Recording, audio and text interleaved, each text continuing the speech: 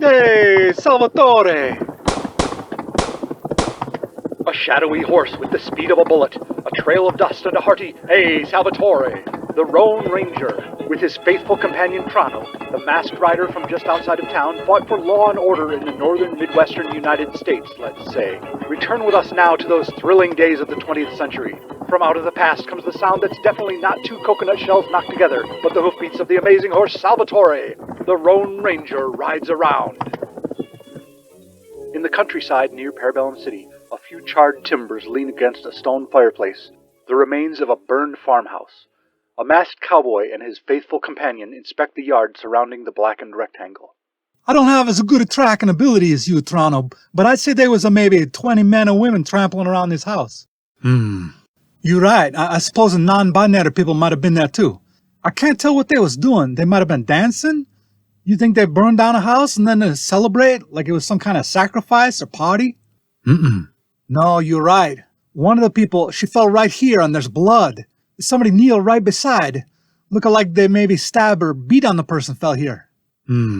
I can tell you what happened. Who's saying that? They call me Falk Zildjian. Okay.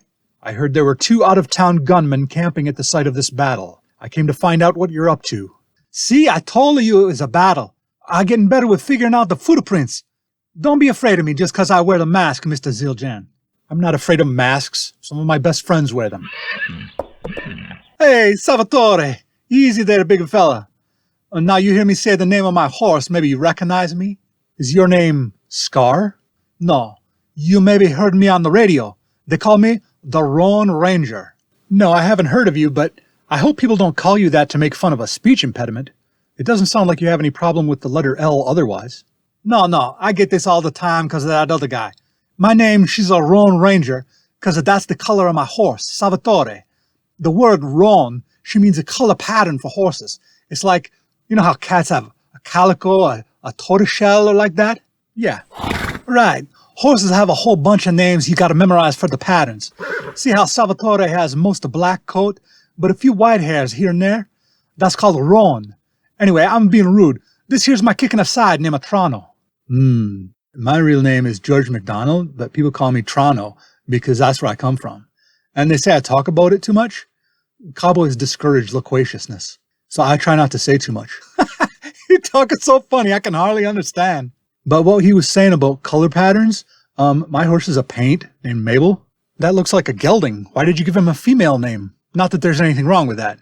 His name was originally Maple, but in the process of shopping around our pilot episode, we ran into trouble with the Canadian Anti-Defamation League. It's too stereotypical, they said. So we changed it. It's a shame because his coat is mostly white with those big reddish-brown splotches. That one spot on his shoulder really looks like a maple leaf. Hey, come on, not as much a shame as if we lose our job, right? Were you a member of the Texas Rangers? No way. They'd probably make you live in Texas to be one of them. Ugh. No, I just call myself a ranger because I range around. When he was fresh off the boat, Roan was putting on his one-man show titled, What's the Matter, like my one-man show? But he couldn't find an off-Broadway venue where they'd let him perform it. So, you know what they say, if you go far enough off-Broadway, you wind up in Tronno. That's where he met me. Nobody said that. They should. Tronno is the place to be, particularly if you're looking for avant-garde theater or musicals. You're doing it again, talking a lot about Toronto. Oh, sorry. Roan Ranger, your nickname sounds familiar. Have you heard of a lady who calls herself Maron? Maron? Everybody she's heard of Maron. She takes her nickname from how much she loves horses. She's supposed to be the head of a crime organization. Maron love all the animal, but she ain't no crime figure. You should be more careful how you talk about Maron. You're right, I shouldn't repeat rumors without having proof of her crimes. Salvatore, he's really feel his oats. I'm gonna go take him for a gallop to that creek in the back. Hey, Salvatore, stand still a minute. You letting me jump on, huh? All right, giddy up.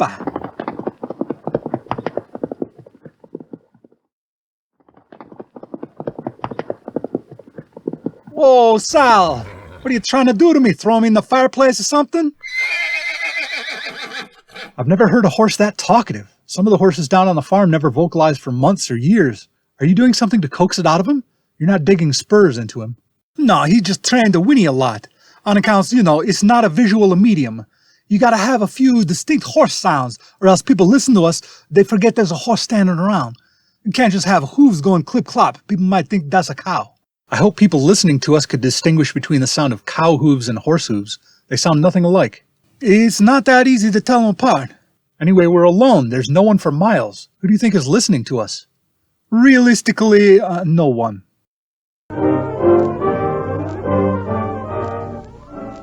The curtain falls on the first act of our thrilling drama. Before the next exciting scenes, please permit us to pause for just a few moments.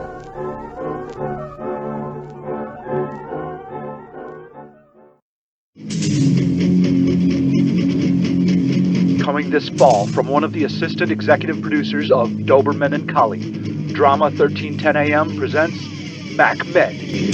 We don't have enough Band-Aids. Peter, go to Mrs. Schmidt's room and get some fabric from the art supplies cabinet. Try to get white cotton.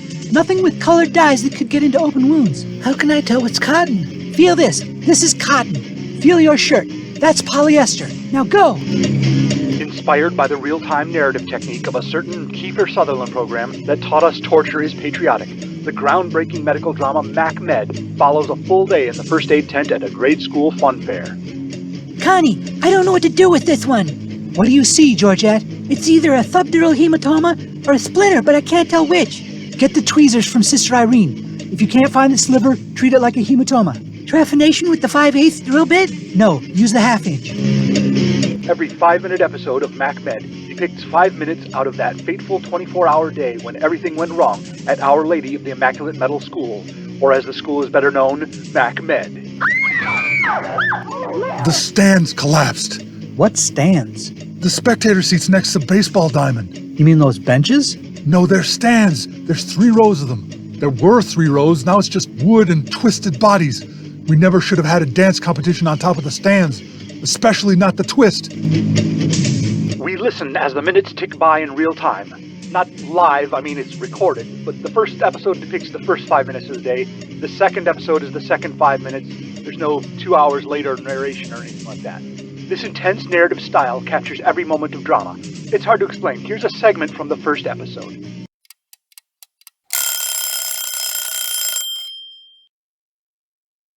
Connie.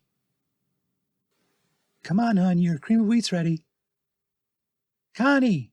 Mom, it's Saturday. Yes, but you don't get to sleep in on the day of the fun fair. Oh, I forgot that's today. And I'll be in charge of the Girl Scouts first aid station. That's right, big responsibility. Mom, some of the kids at school make fun of my name. Concepcion is a perfectly respectable name. Those kids are just jealous because they have boring names like Mary Teresa or Mary Frances or Mary Grace or Robert. When kids tease you, just don't pay attention and they'll go away. That doesn't work, Mom. Tension escalates in episode 2.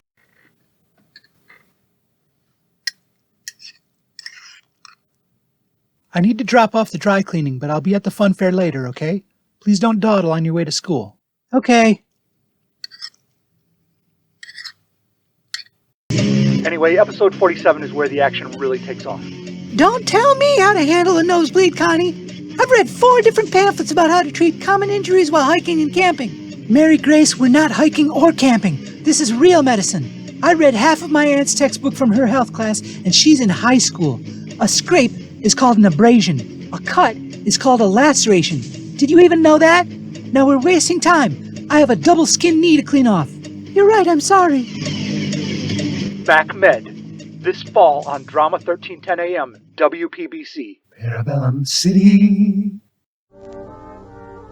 Now to continue our story. Well, that's just great. We sit around talking about horses and a musical theater.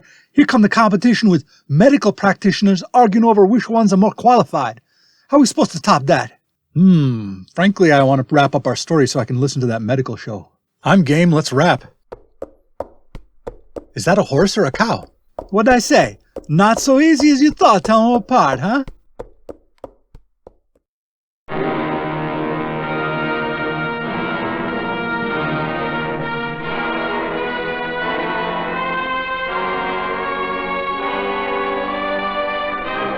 The Roan Ranger, episode 43 of This Gun in My Hand, was wrangled by Rob Northrop. This episode and all others are available on YouTube with automatically generated closed captions of dialogue. Visit thisguninmyhand.blogspot.com for credits, show notes, information on how to subscribe, and to buy my books, such as Little Heist in the Big Woods and other revisionist atrocities. How are we supposed to top that? This gun in my hand.